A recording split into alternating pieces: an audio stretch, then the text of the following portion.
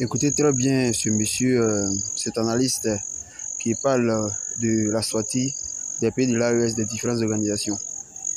C'est jusqu'à la Expliquer fin. pourquoi on a quitté la CEDEAO et il n'est pas exclu qu'on quitte l'Union africaine et même dire merde à l'ONU entre-temps.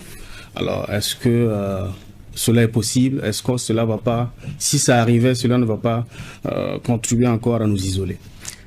Personnellement, j'ose croire que cela participe tout juste de la communication.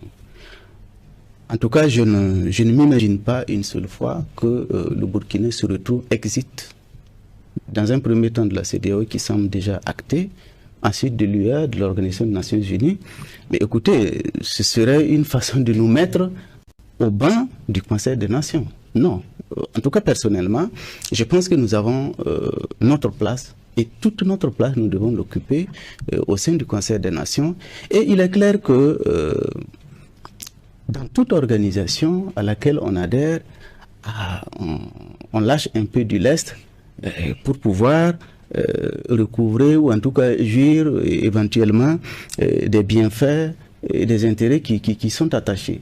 En tout cas, je ne pense pas qu'il est de la responsabilité d'une autorité, d'un gouvernement, du reste de transition, de prendre autant de décisions. Parce que le néocolonialisme, de mon point de vue, aujourd'hui, il est sans doute un problème, mais ce n'est pas le principal. Notre principal problème aujourd'hui, c'est l'insécurité, et c'est ce qui fait souffrir nos populations. Les réponses à y apporter, de mon point de vue, ne sont pas nécessairement un passage obligé de croiser le fer avec un certain néocolonialisme. Je pense qu'on peut faire avec. Je l'avais souvent dit.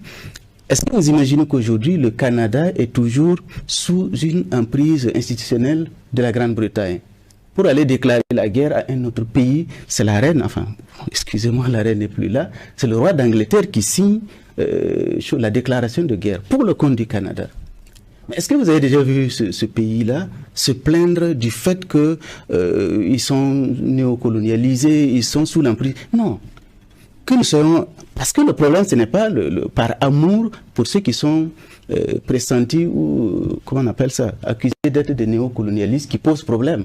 C'est ce que cette notion-là, toute l'énergie qu'on y met, ce que nous recevons en retour, n'en fait que nous isoler davantage. Alors que des pays qui sont, je l'ai dit, développés quand même, un pays comme le Canada, on ne peut pas dire qu'il est sous-développé, même s'il n'est pas le plus développé, sont dans une situation, ça fait partie, la colonisation, ça fait partie de notre histoire.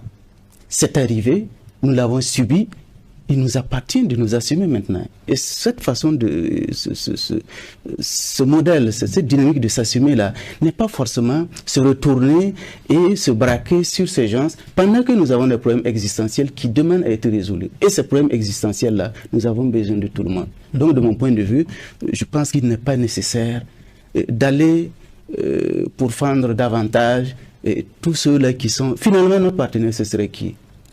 Ah non, on ne peut pas se couper du reste du monde, quel que soit notre niveau de développement, même si nous n'étions pas en insécurité, nous avons besoin du reste du monde, tout comme les autres pays aussi ont besoin de nous. C'est ça la coopération, c'est ça la diplomatie. Ça ne consiste pas à un moment donné, parce qu'il y a eu des difficultés, à se mettre en porte-à-faux avec le reste de la communauté internationale. Je pense que c'est un chemin sans issue. Et j'espère que ce n'est pas vraiment l'objectif que la transition s'est assigné. Du reste, dans notre charte, en tout cas, la charte révisée, je l'ai également lue, mais en tout cas, la charte initiale n'a fait référence à aucune lutte effrénée contre le néocolonialisme ou l'impérialisme, mais elle se base sur des objectifs précis, à savoir la reconquête du territoire, la réforme institutionnelle et bien d'autres tels que la réconciliation et je crois que c'est ça qui nous interpelle et c'est normalement ça qui devrait être le fer de lance de la transition,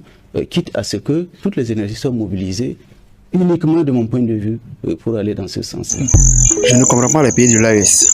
Donc, se développer, c'est de faire parler avec tout le monde. Se développer, c'est d'insulter tout le monde. Chez eux, lutter contre le néocolonialisme, c'est d'insulter, c'est de rentrer en bagarre avec tout le monde. Mais, diantre, quel pays s'est développé hein, sans les partenariats, sans les investisseurs. Dites-moi, même les États-Unis, ils ont eu besoin des investisseurs pour pouvoir se développer, pour être la première puissance dans ce monde. Tout le monde coopère. La coopération, c'est fait pour que les pays s'entraident pour se développer. Mais le cas des pays de l'AES, franchement, je ne sais pas c'est quel modèle de développement ils veulent pour leur pays. Un pays qui n'a pas d'amis, un pays qui n'a pas de partenaires, un pays où les investisseurs fuient, un pays où à chaque fois c'est à bas dans la bouche des citoyens, dans la bouche de leur président putschiste. Vraiment un pays qui toujours est à couteau tiré avec tous les autres, avec tous les autres parties du monde. Mais franchement, ça c'est quel genre de pays ça? C'est quel genre de développement ils veulent? Ils veulent pour leurs différents pays. Oh là là, mais quel égarement total de la part de ces pays de l'AES.